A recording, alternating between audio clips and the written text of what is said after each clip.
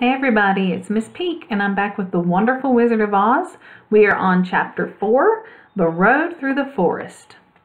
After a few hours, the road began to be rough, and the walking grew so difficult that the Scarecrow often stumbled over the yellow bricks, which were here very uneven.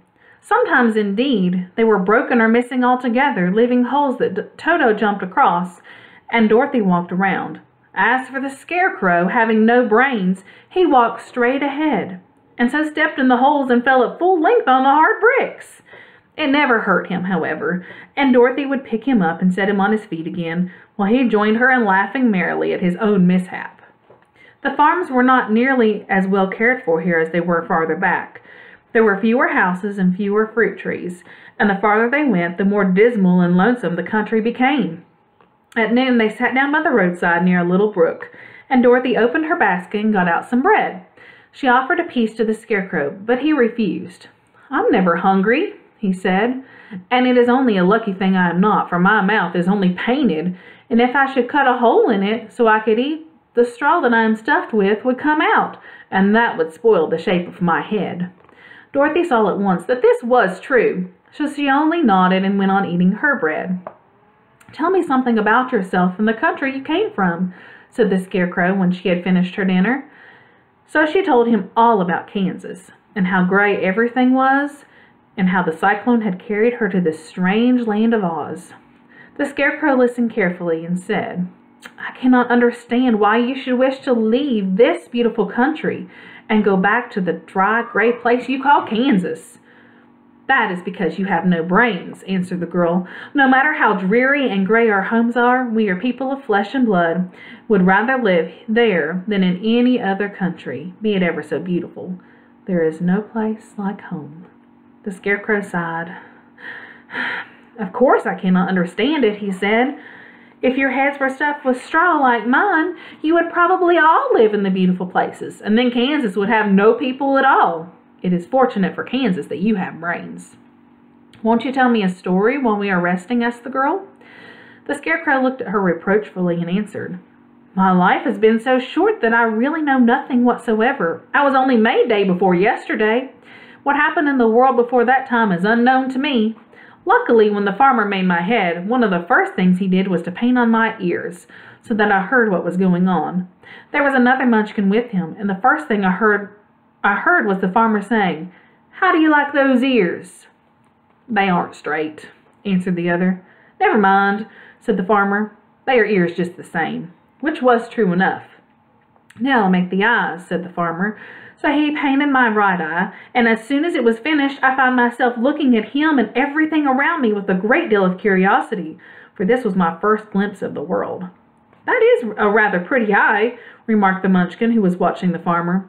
"Blue paint is just the color for eyes." "I think I'll make another one, a little bigger," said the farmer, and when the second eye was done, I could see much better than before. Then he made my nose and my mouth, but I did not speak because at that time I didn't know what a mouth was for. I had the fun of watching them make my body and my arms and my legs, and when they fastened it on my head at last, I felt very proud, for I thought I was just as good a man as anyone. "This fellow will scare the crows fast enough," said the farmer. "He looks just like a man." "Why, he is a man," said the other, and I quite agreed with him. The farmer carried me under his arm to the cornfield and set me up on a tall stick where you found me. He and his friends soon after walked away and left me alone. I did not like to be deserted this way, so I tried to walk after them, but my feet would not touch the ground, and I was forced to stay on that pole. It was a lonely life to lead, for I had nothing to think of, having been made such a little while before. Many crows and other birds flew into the cornfield, but as soon as they saw me, they flew away again, thinking I was a Munchkin, and this pleased me and made me feel like I was quite an important person. By and by, an old crow flew near me, and after looking at me carefully, he perched upon my shoulder and said, "I wonder if that farmer thought to fool me in this clumsy manner. Any crow of sense could see you're only stuffed with straw." Then he hopped down at my feet and ate all the corn he wanted. The other birds, seeing that he was not harmed by me, came to eat the corn too. So in a short time there was a great flock of them about me. I felt sad at this, for it showed I was not such a good scarecrow after all. But the old crow comforted me, saying, "If you only had brains in your head, you would be as good as a man as any of them, and a better man than some of them.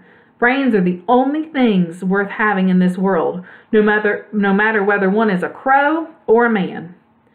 After the crows had gone, I thought this over and decided I would try hard to get some brains. By luck, you came along and pulled me off the stake, and from what you say, I am sure Great Oz will give me brains as soon as we get to Emerald City. "I hope so," said Dorothy earnestly, "since you seem anxious to have them." "Oh, yes, I am anxious," returned the Scarecrow. "It is such an uncomfortable feeling to know one is a fool." "Well," said the girl, "let us go." And she handed the basket to the Scarecrow. There were no fences at all by the roadside now, and the land was rough and untilled. Toward evening they came to a great forest, where the trees grew so big and close together that their branches met over the road of yellow brick. It was almost dark under the trees, for the branches shut out the daylight, but the travelers did not stop and went on into the forest. "If this road goes in, it must come out," said the Scarecrow. "And as the Emerald City is at the other end of this road, we must go wherever it leads us." "Anyone would know that," said Dorothy. "Certainly. That's why I know it," returned the Scarecrow. "If it required brains to figure it out, I never should have said it." After an hour or so, the light faded away, and they found themselves stumbling along in the darkness.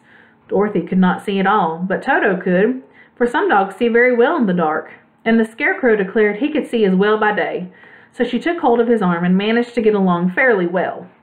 "If you see any house or any place where we could pass the night," she said, "you must tell me, for it is very uncomfortable walking in the dark."